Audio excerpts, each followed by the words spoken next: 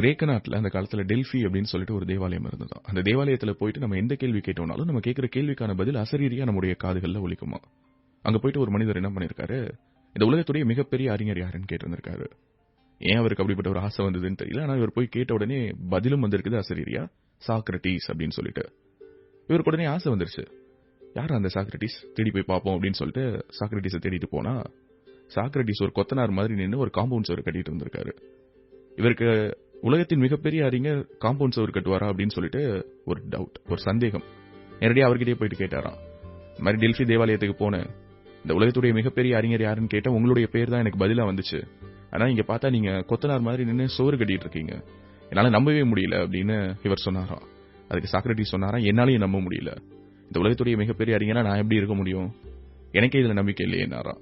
உடனே அந்த மனுஷன் விறுவிறு நேரா மறுபடியும் டெல்ஃபி தேவாலயத்துக்கே வந்து, என்னது இது, இந்த உலகத்துடைய மிகப்பெரிய அறிஞர் யாருன்னு கேட்டா நீ சாக்ரட்டிஸ் பேரை சொல்ற, அவர்கிட்டயே போய் கேட்டா அவருக்கு எனக்கு எதுவுமே தெரியாது, நான் எப்படி உலகத்துடைய மிகப்பெரிய அறிஞரா இருக்க முடியும்னு கேக்குறாரு, எப்படி இது சாத்தியம்னாராம். அப்ப மறுபடியும் அந்த அசரீரி குரல் கேட்டுச்சான், தனக்கு எதுவுமே தெரியாதுன்னு தெரிஞ்சு வச்சிருக்கான் இல்லையா, அதனாலதான் அவன் இந்த உலகத்துடைய மிகப்பெரிய அறிஞன். நேத்து வரைக்கும் தனக்கு எல்லாம் தெரியுங்கிற மமதை அவர்கிட்ட இருந்தது. நேத்து வந்து நீ இந்த கேள்வி கேட்டிருந்தீங்கன்னா அவர் பேரை நான் சொல்லிருக்க மாட்டேன். ஆனா இன்னைக்கு அவருக்கு அந்த ஞானம் பிறந்திருக்கு, தனக்கு எதுவுமே தெரியாதுங்கிறத அவன் தெரிஞ்சு வச்சிருக்கான். சோ அதனால அறியாமைதான் உலகத்தினுடைய மிகப்பெரிய அறிவு. அந்த அடிப்படையில தான் இந்த உலகத்தினுடைய மிகப்பெரிய அறிஞர் யாருன்னு நீ கேட்டதுக்கு நான் சாக்ரட்டிஸ் பதில் சொன்னேன்னு அந்த அசரீரி குரல் சொன்னிச்சான். இப்ப சொல்லுங்க, உங்களுக்கு எல்லாம் தெரியுமா தெரியாதா? ஒரு அரசனுக்கு மொத்தம் 4 மனைவிகளா, இல்ல 4வது மனைவி மேல அந்த அரசனுக்கு மிகுந்த மோகம், 3வது மனைவி மேல ஏக பிரியம், 2வது மனைவி மீது கொஞ்சம் பிரியம். ஆனா முதல் மனைவியை மட்டும் சரியா கவனிக்கிறதே கிடையாது. போதிய உணவின்றி ரொம்ப பலவீனமா இருந்தாங்களா அந்த முதல் மனைவி. நாட்கள் கடந்தது. அரசன் நோய்வாய்ப்பட்டு மரண படுக்கையில் இருந்திருக்கான். அப்போது 4வது மனைவி கிட்ட, வாழ்நாள் முழுவதும் உன்னை நேசிச்சேன், இறக்க போற இந்த தருவாயில நீயும் என் கூட வந்துடுறியான்னு கேட்டானா. ஆனா அந்த முதல் மனைவி வேண்டாம் அப்படின்னு சொன்னாங்களாம். என்னால முடியாது, உன் கூட வர முடியாது அப்படின்னு சொல்லிட்டு நேரடியாக முகத்துக்கு நேராக மறுத்திருக்காங்க. 3வது மனைவியும் மறுத்துட்டாங்க, 2வது மனைவியும் மறுத்துட்டாங்க. ஆனா முதல் மனைவி மட்டும் உடன் வருவதற்கு சம்மதிச்சாங்களாம். எதனால சம்மதிச்சாங்க, இதற்குள்ளார இருக்கக்கூடிய சிந்தனை என்ன, அதுதான் என்னுடைய மனதில் ரொம்ப ஆழமா பதிஞ்சது. நம்ம எல்லோருமே அந்த அரசன் மாதிரி தான். 4வது மனைவிங்கிறது நம்முடைய உடல், அதற்கு எவ்வளவு அழகு சேர்த்தாலும் அது நம்ம கூட வரவே வராது. 3வது மனைவி நம்முடைய உணர்வுகள், அவையும் ஒரு எல்லைக்கு பிறகு மாறும். 2வது மனைவி நம்முடைய தொடர்புகள், அது கால மாற்றத்துக்குரியது. ஆனா முதல் மனைவி நம்முடைய காரியங்கள், நம்முடைய நல்ல செயல்கள், அது நம்ம எங்க போனாலும் நம்ம கூடவே வரும். சூப்பர் ஸ்டார் கூட சொல்லுவார் இல்ல, கோச்சடையான் படத்துல, நீ என்பது என்ன, உன்னுடைய செயல் அப்படின்னு சொல்லிட்டு. அதுதான் காட்டுக்குள்ளார திடீர்னு 2 தவளைகளுக்கு இடையில ஒரு போட்டி வந்துச்சா. என்னன்னா, யார் முதல்ல ஒரு இலக்க ஓடி போய் தொடுறது அப்படின்னு சொல்லிட்டு. தவளைகள் ஓடினா எப்படி இருக்கும், கேலியும் கிண்டல் மாதிரி இருக்கும். சோ ஒட்டுமொத்த காடே திரண்டு நின்று கை கொட்டி சிரிச்சிருக்காங்க. ஆனா அந்த ரேஸ் தொடங்குறதுக்கு முன்னாடி ஒரே ஒரு தவளை என்ன பண்ணுச்சா, தன்னுடைய காதுகளை இருக்க கட்டிக்கிச்சா, மற்றவர்கள் சொல்லக்கூடிய வார்த்தை அதனுடைய காதுல விழாத மாதிரி. மற்றொரு தவளை நல்ல பயங்கரமா பிராக்டிஸ் எடுத்துட்டு, பாரா நான் ஜெயிச்சிடறேன்டா அப்படிங்கிற மாதிரி வந்து நினைச்சா. சோ 2 தவளைகளும் ஓட ஆரம்பிச்சிருக்குது. சுத்தி இருந்த அனைத்து விலங்குகளும் கைகொட்டி சிரிச்சு கேலி பண்ணி, பாரு இந்த தவக்கலை எல்லாம் இப்போ ரன்னிங் ரேஸ்ல கலந்துக்கலைன்னா யார் அழுதாங்க அப்படின்லாம் சொல்லிட்டு இருக்கும்போது, பயங்கரமா பயிற்சி எடுத்து அதே நேரத்தில் மற்றவர்களுடைய வார்த்தைகளுக்கு செவி கொடுத்த அந்த தவளையால் அதுக்கு மேல ஓட முடியலையா. ஒவ்வொருத்தவங்க சொல்ற வார்த்தையும் அதன் உள்ளார போயிட்டு தாக்கி இருக்குது. என்னடா அது, நம்ம குண்டா இருக்கோமா, நம்மளால ஓட முடியாதா, ஏன் நம்மள எல்லாரும் இவ்வளவு அசிங்கப்படுத்துறாங்க, கேலி பண்றாங்கன்னு மற்றவர்களுடைய வார்த்தைக்கு அது செவி மடுத்து இருக்குது. ஆனா தன்னுடைய காதுகளை இருக்க கட்டிக்கிட்டு ஓட ஆரம்பிச்ச அந்த தவளை மத்தவங்க சொன்ன எதையும் கேட்கல, இலக்க நோக்கி மட்டுமே ஓடி இருந்திருக்குது. எந்த தவளை ஜெயிச்சிருக்கோம் அப்படின்னு சொல்லிட்டு உங்களுக்கே ஸ்கூல்ல படிக்கும் போது சொல்லியிருப்பாங்க, அல்லது சூப்பர் ஸ்டார் சொன்ன குட்டி கதையில சொல்லியிருப்பாரு. எதுக்காக அதை நான் இன்னைக்கு சொல்றேன்னா, எப்போதுமே நம்ம மற்றவர்களுடைய வார்த்தைகளுக்கும் விமர்சனங்களுக்கும் முக்கியத்துவம் கொடுத்தோம்னா நம்முடைய இலக்கை அடையவே முடியாது.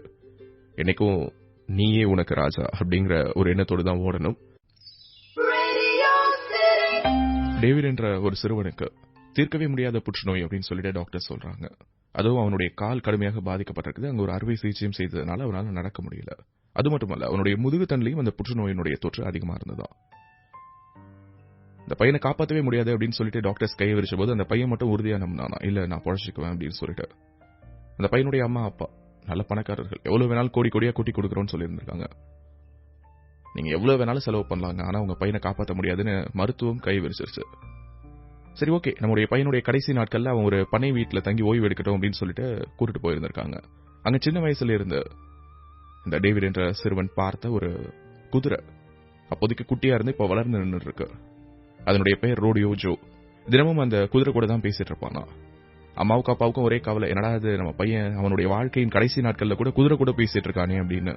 டாக்டர்ஸ் கிட்டையும் சொல்லியிருந்திருக்காங்க, சரி ஓகே விட்டுருங்க, இன்னும் சில மாசம் தான் வாழ போறான், அதனால அவன் இஷ்டத்துக்கு இருக்கட்டும் அப்படின்னு. ஆனா அடிக்கடி அந்த பையன் மட்டும் சொல்லுவானா, என்னைக்காவது ஒரு நாள் இந்த குதிரை மேல ஏறி நான் சவாரி போவேன், நான் கியூர் ஆகி வருவேன் அப்படின்னு சொல்லிட்டு. நம்ப மாட்டீங்க, சரியா ஒரே வருஷத்துல அந்த பையனுக்கு அந்த புற்றுநோயினுடைய தொற்று கொஞ்சம் கொஞ்சமா குறைய ஆரம்பிச்சு அந்த பையன் அந்த ரோடியோ ஜோ என்ற குதிரை மேல சவாரி போக ஆரம்பிச்சிருக்கான்.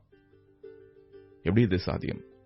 அடி ஆழ் மனசின் ஆசைகள் நம்ம நினைக்கிற எல்லா விஷயத்தையும் நிறைவேற்றி கொடுக்கும் அப்படின்னு சொல்லிட்டு அறிவியல் ஆய்வியல் வல்லுநர்கள் சொல்றாங்க. லவ்குரு, இது என்ன ஏதாவது கதையானா சத்தியமா கதை கிடையாது. அமெரிக்கால உள்ள ஒமேகா ப்ராவின்ஸ்ல கிரைட்டன் யூனிவர்சிட்டியில இருக்கக்கூடிய டாக்டர் ஜேம்ஸ் சி பிரவுன் இதை பற்றி தன்னுடைய ஆராய்ச்சியில ஒரு குறிப்பை எழுதியிருக்கிறாரு. புத்தர் சொன்னாரு ஆசைப்படாதீங்க அப்படின்னு சொல்லிட்டு. ஆனா நம்முடைய மனசுல அதிதீவிரமான ஆசைகள், அதுவும் அந்த ஆசைகளுக்கு ஒரு நேர்மையான காரணம் இருந்ததுன்னா நம்ம ஆசைப்படுறது எல்லாமே நடக்கும். செஸ்டர்டன் அப்படின்னு சொல்லிட்டு ஒரு பெரிய ஆங்கில எழுத்தாளர், பேரை கேட்கும் போதே தெரியுதுல ஒரு மிகப்பெரிய ஆங்கில எழுத்தாளராக தான் இருக்க முடியும் அப்படின்னு சொல்றீங்களா நீங்களா? நம்ம கட்சி. இந்த செஸ்டர்டன் என்ற அறிஞர் லண்டன்ல பல காலமா வசிச்சு வந்திருந்திருக்காரு. திடீர்னு ஒரு நாள் டூர் போறதுக்காக கிளம்பிட்டு இருந்தாராம். அப்ப அவருடைய ஃப்ரெண்ட்ஸ் எல்லாம் வந்து கேட்டாங்களா, எங்க கிளம்பிட்டு இருக்கீங்க பிரதர் அப்படின்னு. அப்ப அவர் சொன்னாரா, லண்டனுக்கு போறேன் அப்படின்னு. யோ, உனக்கு என்ன கிறுக்கு பிடிச்சு போயிடுச்சா, நீ லண்டன்ல தான் இருக்க அப்படின்னாங்களாம். நான் லண்டன்ல தான் இருக்கேங்கிறது எனக்கு தெரியும், ஆனா லண்டன்லயே ரொம்ப நாளா இருந்துட்டேன், அதனால லண்டனை பத்தி எனக்கு எதுவுமே தெரியல. என்ன சொல்ல போனா லண்டன் எவ்வளவு ஸ்பெஷல் அப்படிங்கறத நான் ஃபீல் பண்ணணும்னா கொஞ்ச நாளைக்கு நான் லண்டனை விட்டு பிரிஞ்சிருக்கணும். அதனால அப்படியே போயிட்டு டோக்கியோ நியூயார்க்னு ஒரு ரவுண்ட் அடிச்சுட்டு கடைசியா லண்டனுக்கு வரேன் அப்படின்னாராம். நம்ம கையில இருக்கக்கூடிய விஷயத்தினுடைய அருமை எப்போதுமே நமக்கு புரியறதே கிடையாது, பிரியும் போதுதான் பிரியமும் புரியும் அப்படின்னு சொல்லுவாங்கல்ல, அந்த மாதிரிதான். ஒரு ஊர்ல ஒரு விறகு வெட்டி இருந்தாராம். டெய்லி காட்டுக்கு போயிட்டு விறகு வெட்டிட்டு வந்து விற்கிறது தான் அவருடைய வேலை. ஒரு நாள் காட்டுக்கு போயிருந்த போது பார்த்திருந்திருக்காரு ஒரு நரி. அந்த நரிக்கு 2 காலுமே இல்லையா, ஒரு ஓரத்துல வயசாகி போய் படுத்து கிடந்ததான். என்னடா அது, இந்த நரி இவ்வளவு பாவமா இருக்குது, இந்த நரிக்கு யாரா சாப்பாடு கொடுப்பாங்க அப்படின்னு சொல்லி அவர் யோசிச்சுட்டே இருக்கும்போது டக்குன்னு ஒரு புலி வந்திருந்திருக்குது. புலியை பார்த்தவொடனே ஒரு பயந்து போய் ஒரு மரத்துக்கு பின்னாடி ஒளிஞ்சுக்கிட்டாராம். அந்த புலி அதை சாப்பிட்டு மிச்சம் இருந்த ஒரு மானை இழுத்துட்டு வந்து அந்த நரிக்கு முன்னாடி போட்டுட்டு போயிடுச்சான். அந்த நரி மெல்லமா தவழ்ந்து வந்து அந்த மானை சாப்பிட்டுச்சான்.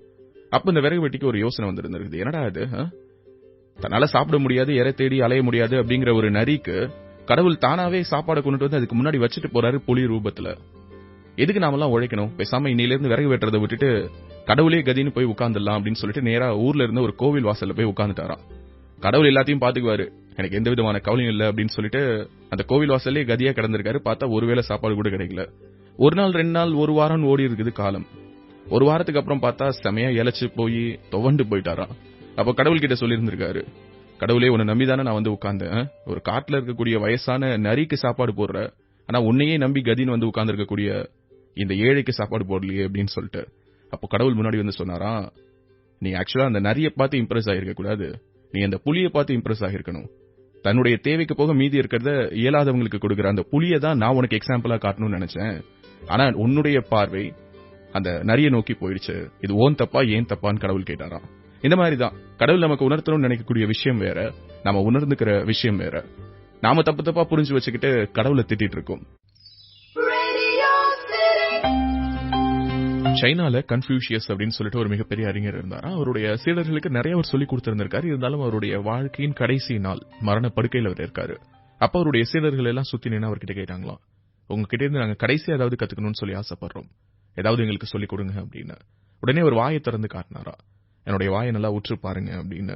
சீடர்கள் எல்லாம் வாய்க்குள்ளார ஊத்து பார்த்த உடனே கன்ஃபியூஷியஸ் கேட்டாரா, என்னுடைய வாய்க்குள்ளார உங்களுக்கு என்ன தெரியுது அப்படின்னு. வேற என்ன குருநாதா, உங்களுடைய நாக்கு தான் தெரியுது அப்படின்னு. பற்கள் தெரியுதானாரா, எல்லா பற்களும் தான் கொட்டிடுச்சு, நீங்க பேசுறது கூட எங்களுக்கு புரியல அப்படின்னு இருக்காங்க. நான் பிறக்கும் போது இருந்து என் கூட இருந்தது நாக்கு, நான் வளர வளரதான் என் கூட வந்தது இந்த பல். மென்மையானது நாக்கு, உறுதியானது பல். பல்ங்கிறது எனக்கு காணாம போயிடுச்சு, ஆனா மென்மையான நாக்கு என் கூடவே இருக்குது. வாழ்க்கையில நீங்க மென்மையா இருந்தீங்க அப்படின்னா உங்களுக்கு அழிவே கிடையாது, நிரந்தரமாக நீங்க இருப்பீங்க அப்படின்னு சொல்லிட்டு சொன்னாராம். ஒரு பக்கம் வாழ்க்கைங்கிறது போராட்டம், இதுல வலிமையானவே வாழும், அதாவது சர்வைவல் ஆஃப் தி ஃபிட்டஸ்ட் அப்படின்னு சொல்லிட்டு டார்வின் சொல்றாரு. ஆனா இன்னொரு பக்கம் கன்ஃபியூஷியஸ் சொல்றது வாழ்க்கையினுடைய மற்றொரு தத்துவம், இப்போ ஒரு உதாரணத்துக்கு பாத்தீங்கன்னு வச்சுக்கோங்களேன், நீர் வந்து ரொம்ப மென்மையானதுன்னு நினைக்கிறோம். ஆனா அந்த நீர் வந்து திரண்டு ஒரு வெள்ளமாக மாறுனுச்சு அப்படின்னா கரைகளை உடைத்து விடக்கூடிய வலிமை அந்த நீருக்கு வந்துருது. ஆனா நெருப்பு இன்னொரு பக்கம் ரொம்ப வன்மையானது, ரொம்ப ஸ்ட்ராங் அப்படின்னு நினைக்கிறோம். ஆனா அந்த நெருப்பையே மென்மையான நீர் அணைச்சிருது. நெருப்பு அழியும், ஆனா நீர் அழியவே அழியாது. நம்முடைய வாழ்க்கையில நம்ம சந்திக்கிற நபர்கள் கிட்ட மென்மையா நடந்துக்க பழகுவோம். ஒரு ஊர்ல ஒரு முனிவர் இருந்தாராம். ஒரு நாள் அவரை பார்க்கறதுக்கு 4 பேர் வந்திருந்திருக்காங்க. முனிவர் கிட்ட அந்த 4 பேரும், சாமி இந்த உலகத்தை புரிஞ்சுக்கவே முடியல, அதுக்கு என்ன வழின்னு கேட்டாங்களாம். அதுக்கு அந்த முனிவர் தெரியலப்பான்னு ஒத்த வரியில பதில் சொல்லிட்டாரு. ஆனாலும் வந்தவங்க விடாம, என்ன சாமி நீங்க எவ்வளவு பெரிய முனிவர், இது கூட தெரியலன்னு சொல்றீங்களே அப்படின்னு கேட்டாங்களாம். அதுக்கு அந்த முனிவர் அவங்க கிட்ட, சரி இப்ப நான் உங்க கூட ஒரு புஷ்ப விமானத்துல பயணம் பண்ண போறேன். போற வழியில ஒரு காட்சியை உங்களுக்கு காட்டுவேன். அது பத்தி உங்களுடைய கருத்தை நீங்க சொல்லணும். கருத்து தப்பா இருந்துச்சுன்னா அந்த விமானம் உங்களை கீழே தள்ளி விட்டுரும் அப்படின்னாராம். சரின்னு அந்த 4 பேரும் முனிவரோட சேர்ந்து புஷ்ப விமானத்துல ஏறி இருந்திருக்காங்க. கொஞ்ச தூரம் போன பிறகு ஒரு இடத்துல ஒரு புலி குட்டி போட்டுட்டு இருந்திருக்கு. குட்டி போட்ட பிறகு தனக்கும் தன்னுடைய குட்டிகளுக்கும் பசிக்கு இரை தேடி அந்த பக்கமா வர ஆரம்பிச்சிருக்கு. இந்த பக்கமா ஒரு மான், அதுவும் குட்டி போட்டுட்டு பசிக்கு தண்ணீர் குடிக்கிறதுக்காக அந்த பக்கமா வந்திருக்குது. மானை பார்த்த அந்த புலி சட்டுன்னு அது மேல பாஞ்சு அதை கொன்னு தானும் சாப்பிட்டுட்டு தன்னுடைய குட்டிகளுக்கும் கொடுத்துச்சான். அதை சாப்பிட்டுட்டு அந்த புலி குட்டிகளுக்கு பயங்கர சந்தோஷம். இந்த பக்கமா தன்னுடைய அம்மாவை பறி கொடுத்த மான் குட்டிகளுக்கு வருத்தம். இந்த காட்சியை அவங்க கிட்ட காட்டின முனிவர், இதை பத்தி உங்களுடைய கருத்து என்னன்னு கேட்டாராம்.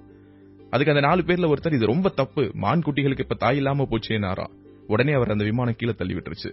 அடுத்த ஆளை பார்த்து முனிவர் கேட்டிருக்கிறாரு, ஏன்பா உன் கருத்து என்னன்னு. ஏற்கனவே ஒருத்தன் கீழே விழுந்ததை பார்த்தாலே, இல்ல இது சரிதான், ஏன்னா புலிகளுக்கு இரையாகத்தானே மான்கள் இருக்குது அப்படின்னாராம். உடனே அவரையும் விமானம் கீழே தள்ளி விட்டுருச்சு. இதையெல்லாம் பார்த்துட்டு இருந்த அடுத்த ஆளு ரொம்ப உஷாரா சொன்னானா, இது தப்பும் இல்ல சரியும் இல்ல அப்படின்னு. உடனே அவனையும் அந்த விமானம் பிடிச்சு கீழே தள்ளி விட்டுருச்சான். கடைசியா விமானத்துல இருந்தவனை பார்த்து முனிவர் கேட்டாராம், ஏன்பா உன் கருத்து என்னன்னு. அதுக்கு அவன், தெரியலையே சாமி அப்படின்னானா. இந்த முறை அவன் அந்த விமானம் கீழே தள்ளல, 2 பேரையும் சுமந்துகிட்டு விமானம் பயணம் செய்ய ஆரம்பிச்சதான். இந்த கதையில வர நீதி என்னன்னா, நம்ம வாழ்க்கைக்கு எது தேவையோ அதை மட்டும் நம்ம புரிஞ்சுக்கிட்டா போதும். தேவையில்லாத விஷயங்களை தெரிஞ்சுக்க முயற்சி பண்றது அனாவசியம். அது போல தனக்கு அறிவில்லாத விஷயங்கள் குறித்து தனக்கு தெரிஞ்ச மாதிரி பேசுறதும் அனாவசியம். தெரியாத விஷயங்களை தெரியாதுன்னு ஒத்துக்கிறது தான் உத்தமம். ஒரு பரம ஏழை ஒருத்தன், அவனுடைய வாழ்க்கை கஷ்ட ஜீவனமா தான் ஓடிட்டு இருந்திருக்கு. ஒரு நாள் வேலைக்கு போகும்போது நடு ரோட்ல பார்த்தா ஒரு காசு கிடந்திருக்கு. லவ் குரு, கிடந்தது தங்க காசு தானே, ஒரே நாள்ல அவன் பணக்காரன் ஆயிருப்பானே அப்படின்னு கேட்டீங்கன்னா இல்ல, கிடந்தது ஒரு ஓட்ட காசு. ஆனா அந்த ஓட்ட காசு கிடைக்கிறது ஒரு அதிர்ஷ்டம் அப்படின்னு சொல்லிட்டு நம்பிக்கை அந்த ஊர்ல உண்டான். ஆஹா, எனக்கு அதிர்ஷ்டமே என்ன தேடி வந்திருக்குது அப்படின்னு சொல்லிட்டு அந்த காசை எடுத்து பத்திரமா தன்னுடைய கோட்ல போட்டு வச்சுக்கிட்டாராம். அன்னைக்கு வேலைக்கு போயிருந்திருக்காரு. மத்த நாள்ல கிடைக்கிற வருமானத்தை விட எனக்கு அதிகமான வருமானம் கிடைச்சிருக்குது. வீட்டுக்கு வந்தவர் பத்திரமா அந்த காசை ஒரு துணியில மடிஞ்சு வச்சுட்டாராம். இந்த காசு அப்பப்போ வந்து தொட்டு பார்த்துப்பாராம். அந்த காசு வந்ததுல இருந்து அவருக்கு எல்லாமே பாசிட்டிவா நடக்கிறதா அவருக்கு ஒரு நம்பிக்கை. இன்னும் சொல்ல போனா அந்த காசு தனக்கு அதிர்ஷ்டத்தை கொண்டுட்டு வந்ததா அவர் நினைச்சிருந்திருக்காரு. அதே நேரத்தில் உழைக்கவும் செஞ்சிருக்காரு. அவருடைய கடினமான உழைப்பு அவரை வாழ்க்கையில பல உயரங்களுக்கு எடுத்துட்டு போயிருக்குது. மிகப்பெரிய பணக்காரர் ஆகிட்டாராம் அவரு. ஒரு நாள் தன்னுடைய மனைவி கிட்ட சொல்லி, போயிட்டு அந்த நான் முடிஞ்சு வச்ச காசை எடுத்துட்டு வா அப்படின்னு சொன்னாராம். போயிட்டு மனைவி எடுத்துட்டு வந்து கொடுத்திருக்காங்க. திறந்து பார்த்தா உள்ளுக்குள்ளார வேற ஒரு காசு இருந்திருக்குது. இது நான் கொடுத்த ஓட்ட காசு கிடையாது அப்படின்னாராம். இல்லைங்க, நீங்க பத்திரமா இதை வச்சுக்கோன்னு சொல்லி கொண்டுட்டு வந்து கொடுத்தீங்கல்ல, அதுக்கு மறுநாளே இந்த துணியை துவைச்சிட்டு அதுக்கு பிறகு இந்த காசுல வைக்கலாம்னு நினைச்சேன். அப்ப இந்த காசை எங்கேயோ நான் மிஸ் பண்ணிட்டேன். நீங்க கொடுத்த காசு காணாம போயிடுச்சு. சரி, நீங்க திட்டுவீங்களேங்கிறதுனால நான் வேறொரு காசை அது உள்ளார வச்சு முடிஞ்சு வச்சுட்டேன் அப்படின்னாங்களாம். ஓ, இவ்வளவு நாளா வேறொரு காசை தான் நீ முடிஞ்சு வச்சிருந்திருக்க, அதை தான் நான் வந்து தொட்டு தொட்டு பார்த்திருக்கேனா அப்படின்னு அவருக்கு அன்னைக்கு தான் தெரிய வந்ததுதான். அவ்வளவு நாட்களா தன்னுடைய உழைப்புனால தன் வாழ்க்கையில உயர்ந்ததா அவர் நினைக்கல. அந்த காசு வந்த அதிர்ஷ்டத்தினாலதான் தன்னுடைய வாழ்க்கையில பல உயரங்களை தொட்டதா அவர் நினைச்சிட்டு இருந்திருக்காரு. பல பேர் இந்த மாதிரிதான் தங்களுடைய வெற்றிகள் கூட தங்களுடைய உழைப்பினால அல்ல, அதிர்ஷ்டத்தினால வரும்னு நினைப்போம். இன்னும் ஒரு சிலரோ நம்முடைய வாழ்க்கையில நம்ம ஜெயிச்சோம்னா கடினமான உழைப்பு, மத்தவங்க ஜெயிச்சாங்கன்னா அது அதிர்ஷ்டம்னு நினைப்போம். ஆனா அதிர்ஷ்டம்னு ஒண்ணுமே கிடையாது. உழைப்புக்கு நீங்க இஷ்டப்பட்டீங்கன்னா உங்களுடைய வாழ்க்கையே அதிர்ஷ்டமா தான் மாறும். ஒரு நாட்டுல ஒரு மிகப்பெரிய ஓவியர் இருந்திருக்காரு. அந்த ஓவியர் வந்து தன்னுடைய அரசவை ஓவியரா இருக்கிறது நினைச்சு அந்த நாட்டினுடைய ராஜாவுக்கு மிகப்பெரிய பெருமையா, நம்முடைய ஓவியர் கூட போட்டி போட்டு ஜெயிக்கிறதுக்கு இந்த உலகத்துல யார் இருக்கான்னு சொல்லிட்டு பாத்தலான்னு ஒரு நாள் ஒரு போட்டி டிக்ளேர் பண்ணாரா. என்னுடைய ஓவியர் வரையறதை விட சிறந்த ஓவியத்தை வேற யாராவது வரைய முடியும்னா போட்டிக்குவாங்க அப்படின்னு சொல்லிட்டு பக்கத்து நாட்டில இருந்து ஒரு ஓவியர் வந்திருக்காரு. சரி, ஓகே, உங்க 2 பேருக்கும் போட்டி. 2 பேரும் ஓவியம் வரையறதுக்கு எவ்வளவு நாட்கள் வேணும் அப்படின்னே 2 பேருமே 60 நாட்கள் வேணும்னாங்களாம். 60 நாட்கள் எடுத்து அந்த நாட்டை சேர்ந்த ஓவியர் ஒரு அழகான ஓவியத்தை வரைஞ்சிருந்திருக்காரு. சரி, ஓகே, இப்ப போட்டிக்கு வந்த அந்த பக்கத்து நாட்டு ஓவியர் என்ன வரைஞ்சிருக்காரு அப்படின்னு சொல்லிட்டு எல்லாரும் அந்த திரை சிலையை விலக்கிட்டு பார்த்தா அந்த இடத்துல ஒரு கண்ணாடி இருந்துதான். ராஜாவுக்கு பயங்கர கோவம். 60 நாள் உனக்கு டைம் கொடுத்திருக்கேன், 60 நாளா ஒண்ணுமே வரையாம என்ன பண்ணிட்டு இருந்தேன் அப்படின்னு. இல்ல, நீங்க கொடுத்த அந்த செவரை தேய்ச்சி நான் கண்ணாடியா மாத்திட்டேன் ஆனா உன்னோட ஓவியம் எங்க அப்படின்னாரா ராஜா. இல்ல, இதுதான் மிக சிறந்த ஓவியமா நான் நினைக்கிறேன். ஏன்னா உங்க நாட்டு ஓவியர் வரைந்த ஓவியம் மாறவே மாறாது, அது அப்படியே இருக்கும். ஆனா என்னுடைய ஓவியம் உண்மையை பிரதிபலிக்கும். யார் இதற்கு முன்னாடி வந்து நின்னாலும் அவங்களுடைய பிம்பம் தான் இதுல தெரியும். அதாவது அவங்களுடைய நிஜத்தின் பிம்பம் இதுல தெரியும். உங்களுடைய ஓவியர் வரைஞ்சிருக்கிறது ஒரு நிழலின் பிம்பம். அது அப்படியே நிரந்தரமா இருந்துரும். ஆனா என்னுடைய ஓவியம் மாறிக்கிட்டே இருக்கும். இப்ப சொல்லுங்க, என்னுடைய ஓவியம் தனித்துவமானதா இல்லையா அப்படின்னு சொல்லி கேட்டாராம். ரொம்ப சிம்பிளான ஒரு லாஜிக் தான். பல பேர் நம்முடைய மனசை ஓவியம் மாதிரி பிக்ஸடா வச்சிடறோம். ஒரு சில நம்முடைய மனசை கண்ணாடி மாதிரி உண்மையை பிரதிபலிக்கிறோம். தினசரி அதுல பல மாற்றங்களை சந்திக்கிறோம். ஒருத்தங்களை பார்க்கும்போது அவங்க எப்படியோ அதே மாதிரி பார்க்கறதுக்கு நம்முடைய மனசை பழகிக்கிறோம். நாமளே அவங்கள பத்தி முன்னாடியே ஒரு ஓவியம் வரைஞ்சு வச்சுக்கிட்டு அந்த ஓவியம் மாதிரி தான் அவங்க இருப்பாங்க அப்படின்னு சொல்லிட்டு ஒரு கம்பாரிசனுக்கு போகாம, அல்லது அதுதான் அவங்க அப்படின்னு சொல்லிட்டு ஒரு தீர்மானமான முடிவெடுக்காம, யாரை அணுகும் போதும் ஜஸ்ட் அவங்கள அப்படியே நம்முடைய மனசுல பிரதிபலிக்கிறதுக்கு அல்லது நம்முடைய மனதால பார்க்கறதுக்கு பழகிக்கிறோம்.